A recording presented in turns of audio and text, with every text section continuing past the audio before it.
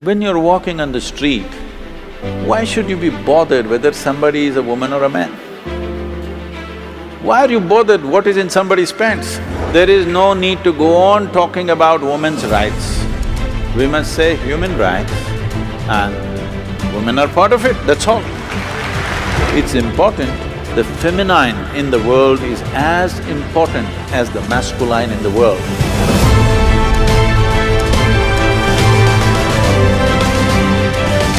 Sadhguruji, what is the quality you find in an Indian woman when compared to the world woman, other countries? What is the best and beautiful quality, one single quality? Are you trying to get me into trouble?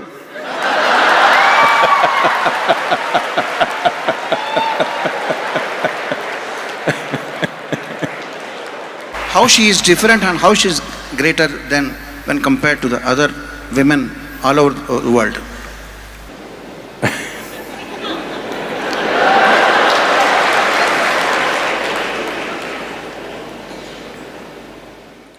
See, I don't know why we are putting only women on the focus.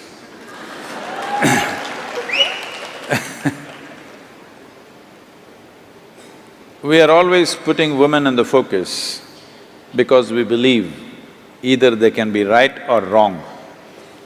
And of course, men are right. So because we are always right, we are looking whether this is the right kind of woman or the wrong kind of woman.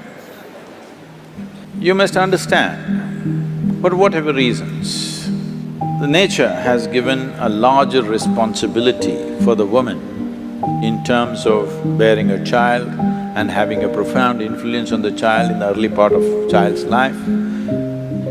And when we talk about a child, don't think this is about reproduction. You and me are here because of that. So, our very existence began in a woman's body. That is, if you're normal birth, I am normal birth. There are some people who claim they dropped from elsewhere, I have nothing to say about them. If you're normal birth, our life began in a woman's body. And today, the simple biological factors of being male or female, we are exaggerating it too much. I'm saying, when you're walking on the street, why should you be bothered whether somebody is a woman or a man? Why are you bothered what is in somebody's pants? It's not your business. Only in bathrooms and bedrooms it should matter, nowhere else. In the working places, on the street, wherever else we are, why should it matter whether somebody is a man or a woman? Why can't you just treat them as human beings? I think we are excessively focused on this, which is creating a very unhealthy atmosphere. That means we are constantly over-infatuated with body parts, that is why we are going on recognizing people as… by their gender. You are not recognizing people by their intelligence, by their capabilities, by their competence, only by their gender.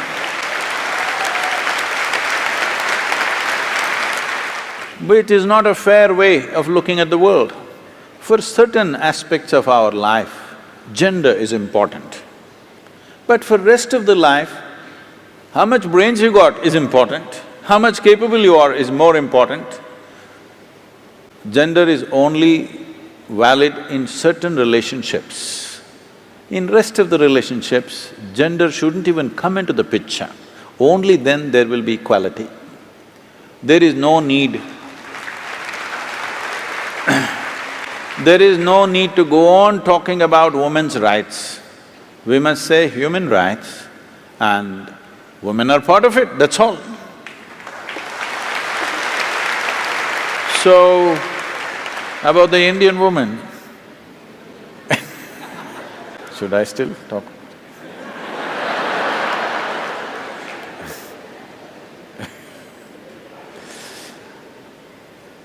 In this country, for a long time, we've nurtured many wonderful things.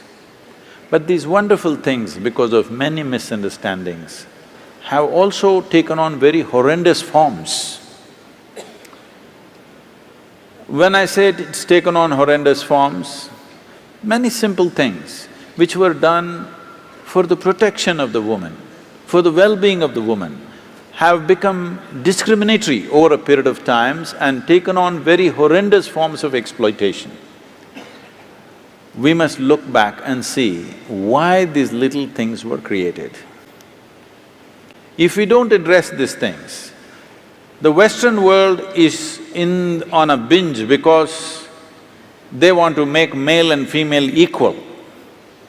It is not necessary to be equal. Equal opportunity is fine. It is not necessary to expect a woman to do the same things that a man is doing. Then what is the point of the gender differentiation that nature has made? It's important, the feminine in the world is as important as the masculine in the world. But today, in the name of equality, women are coming to a place where they are beginning to act like men because they know that's the only way they can succeed in the world. The only way they can succeed is they have to act like men. You see even women doing like this these days. This is not necessary because if you destroy the feminine, then you truly have enslaved the woman. If you do not value the feminine in the world, all the gentleness will go away, you will have a marketplace at home also. It's already happening big time. Before people marry, they're making an agreement, when we break, who will get what in this house? Yes, prenuptial agreements are being made. Before we get married, already an agreement, if we break, my bank balance is mine, yours is yours. How can two people live like this? But here, still we have the joy of two people becoming one and enjoying that. Maybe after some time you will fight, but still, at least you have the joy of weaving two lives into one. When you go at it like this suspiciously in the name of equality, you will never know the joy of knowing each other, mingling with each other, being one with each other. Nothing will happen. Home will become a marketplace. This is because of wrong ideas of equality. Equality you should not even talk about. We should talk about responsibility for each other.